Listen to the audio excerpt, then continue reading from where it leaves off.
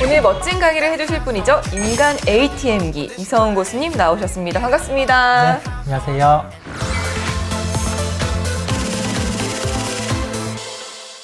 고수님, 지난 방송에서 주셨던 소학주가 네. 아주 그렇게 잘 가고 있다고.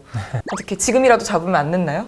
시장 변동이 컸는데 그래도 이 종목 같은 경우는 시가총액 11조 원까지 지금 상승을 해 있습니다. 시장의 변동을 감안하면은 이게 한 8조 원대까지 하락을 했을 때는 신규 매수자분들 같은 경우는 그 정도 시총에서는 또 진입이 가능할 겁니다. 오늘 강의 역시 알찬 꿀팁들 많이 준비되어 있겠죠? 네.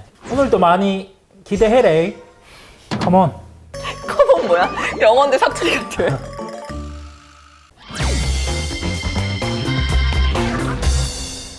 스바기 안녕. 친해졌어. 네, 친해졌네. 이제 친근해져서 거의 뭐 친구 같네, 친구. 자네와 난 보약 같은 친구야. 요즘 잘 나가던 종목들도 다 휘청휘청거려가지고 네네. 대체 어떤 섹터를 사야 될지 모르겠거든요. 주키즈를 대표해서 여쭤볼게요. 뭘 사야 돼요? 사야 될 섹터는 바로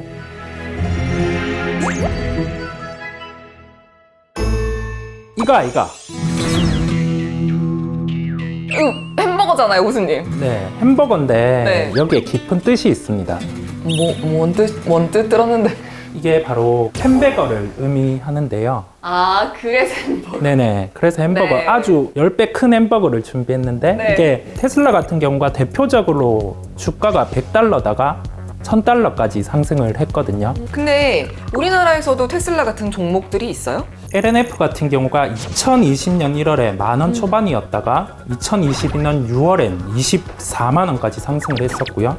에코프로 비행 같은 경우는 2020년 1월에 4만원대에서 2021년 가을에 55만원까지 상승을 했습니다. 작년에 텐베거의 종목은 위메이드입니다. 전통적인 게임 사업 같은 경우는 매출이나 영업이익에 대한 캡이 정해져 있었는데 새롭게 이제 코인이라는 개념이 함께 도입되면서 주가가 10배 상승을 했습니다. 고수님이 과거에 생각했을 때 이 종목은 텐베거가 갈 것 같은데 실제로 그렇게 된 종목들이 있었어요?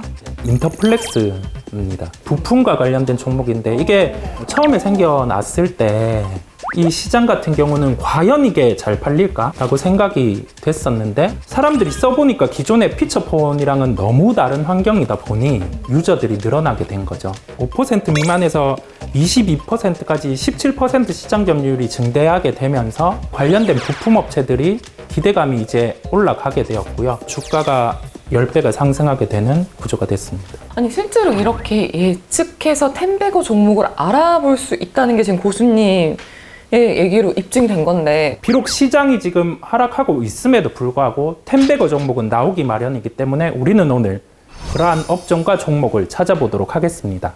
이런 텐베거 종목을 잡으려면 인간 ATM기에 그 비밀병기 같은 게 있을 거잖아요. 네네. 어떤 게 있을까요? 텐베거를 잡는 비법 첫 번째, 주도주를 파악해라. 이 주도주 같은 경우는 상승장과 하락장에도 시장의 초과 수익을 올릴 수 있고요. 주도주 안에서 텐베거가 나오는 경향이 있습니다. 그러면 이 주도주는 어떻게 찾을 수 있어요? 네, 주도주를 파악하려면 산업의 사이클을 알아야 됩니다. 도입기, 성장기, 성숙기, 산업기 예, 이러한 사업이 있잖아요. 네네. 주식 측면에서 보면 어떤 부분이 가장 텐베거가 나올 확률이 높을 것 같으세요? 도입기요. 네, 아, 아주 정답과 맞아요? 흡사합니다. 도입기 같은 경우는 기존에 없던 제품이 생겨난 거를 의미하거든요. 이게 먼저 선행해서 종목들 같은 경우가 주가가 상승하는 경향이 있습니다. 도입기에서 성장기에 가는 이 시기에서 텐베거가 나오는 경향이 있습니다. 과거로 한번 거슬러 가보면 광통신이 생겨나게 되면서 확대가 된 새로운 사업이 게임방 부분이었거든요. 그 다음에 스마트폰이 생겨나게 되면서 저희가 모바일로 게임을 할 수 있게 되었습니다. 이게 본격적으로 인터넷 보급률이 70%가 넘어가는 순간부터 게임주들이 부각이 되기 시작을 했었고요. 이러한 업종의 그 긍정적인 환경에 맞춰서 NC소프트 같은 경우는 본격적으로 유저들을 모으게 된 시기에서 주가가 상승하기 시작했고 이게 템베거가 된 사례라고 할 수 있겠습니다. 지금 말이 쉬워서 도입기에서 성장기로 가는 그 길목인데 네. 실제로 시장에서 이게 어떻게 변화하는지 주키즈들은 어떻게 알 수 있을까요? 도입기 같은 경우에 에코프로라든지 LNF 같은 경우가 주가가 3배 상승을 했다가 제자리로 왔었거든요. 그 이유 같은 게 구체적인 차량의 판매 대수가 정해진 게 아닌데 이 가능성만으로 주가가 상승했다가 과연 이게 지금 진짜 바뀌나? 진짜 맞기나 시장에서 의심을 하게 된 거죠. 그렇다 보니 주가가 다시 제자리로 되돌아오게 됐는데 근데 이게 주가에 대해서 템베거가 된 이유 자체가 처음에 산업이 이제 매출에 대한 가능성이 있다가 실제적으로 매출에 인식이 찍히게 된 거죠. 그러한 구간을 저희가 그 도입기에서 성장기에 가는 이 사업이라고 하는데 그 진입에 대한 포인트를 알려면 저희 방송을 챙겨보시면 그러한 주관이 생기실 겁니다. 교수님 그러면은 주도주를 잡는 방법이 또 다른 게 있을까요? 미국의 250일 신고가를 저희는 주목할 필요가 있겠습니다.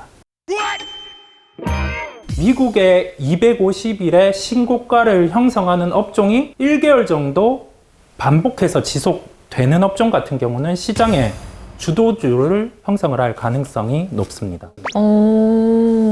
미국의 250일 신고가 업종과 우리나라의 동종 업종을 함께 살펴보시면 주도 업종을 파악을 하실 수 있습니다. 한 달의 주기 자체는 도입기 상에서 주가가 2배가 날 수 있는 확률의 가장 높은 기간이거든요. 그렇다 보니 저희가 말씀드린 산업의 도입기적인 측면과 미국의 250일 신고가의 교집합적인 측면에서 접근하자면 이게 1개월이 나온다고 할 수가 있겠습니다. 그럼 인간 ATM기 이성훈 교수님의 템베거 잡는 필살 기법 두 번째. 교집합을 찾아라.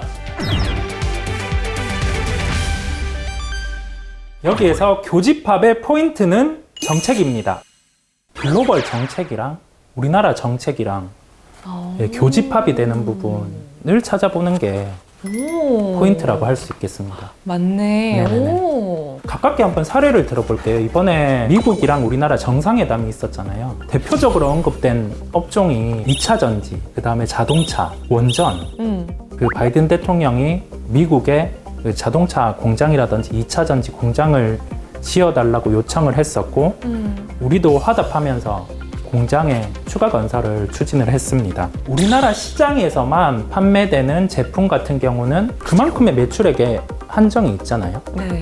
근데 여기에서 제품의 경쟁력을 통해서 중국에서도 시장 점유율을 늘려가고 미국에서도 시장 점유율을 늘려간다고 하면은 전방 산업에 대한 그 파이가 훨씬 더 커지는 거죠. 그럼 뭐 실적이 자연스럽게 좋아지니까 템베거의 요소가 크다고 할 수 있겠습니다. 어떤 교집합이 앞으로 좀 커질까요? 대표적으로 시장 점유율이 미국, 중국에서 패권이 나눠져 있던 게 이제 중국의 포지션을 우리나라와 미국의 협력으로 넘어올 수 있는 단계가 되는 거고 거기에서 반도체, 그 다음에 원전 같은 경우는 대표적으로 살펴봐야 되는 업종입니다. 템베거 잡는 필살 기법 또 있나요? 마지막, 틈새 시장을 확보한 기업을 찾아라. 틈새 시장은 그렇게 커질 수 있나요? 틈새 시장이? 이게 성장할 수 있는 환경, 즉 산업의 규모가 크다고 하면은 이게 템베거의 요소가 되겠고요. LNF라든지 에코프로, 비행과 같은 양극재 업체 같은 경우는 시장 점유율 1위가 우리나라가 아닙니다. 벨기에에 있는 유미코어라는 기업이 시장 점유율의 1위 업체고요. 선제적으로 LNF와 에코프로, 비행 같은 경우가 2차 전지에 사용할 수 있는 양극재 개발에 몰두를 하게 됐고 하이니켈이라는 독보적인 기술을 가지고 있습니다. 네, 그렇다 보니 유미코어보다 먼저 틈새 시장을 공략할 수 있는 포인트가 되었습니다. 근데 이 제품 안에서 단순히 1위 업체보다 선도해서 제품을 개발했다고 템베거의 요소가 되는 게 아니라 템베거 같은 경우는 이 산업이라든지 제품에서 실제적으로 판매가 됐을 때 핵심이 될 수 있는 사업을 영위하는 기업이고요. 이 2차 전지라는 배터리 안에서 양극재 같은 경우가 원가의 40%를 차지를 합니다. 그렇다 보니 배터리에서 그만큼 중요한 부분을 차지하는 거겠죠. 그래서 LNF와 에코프로 비행 같은 경우가 템베거의 요소에 해당되겠습니다.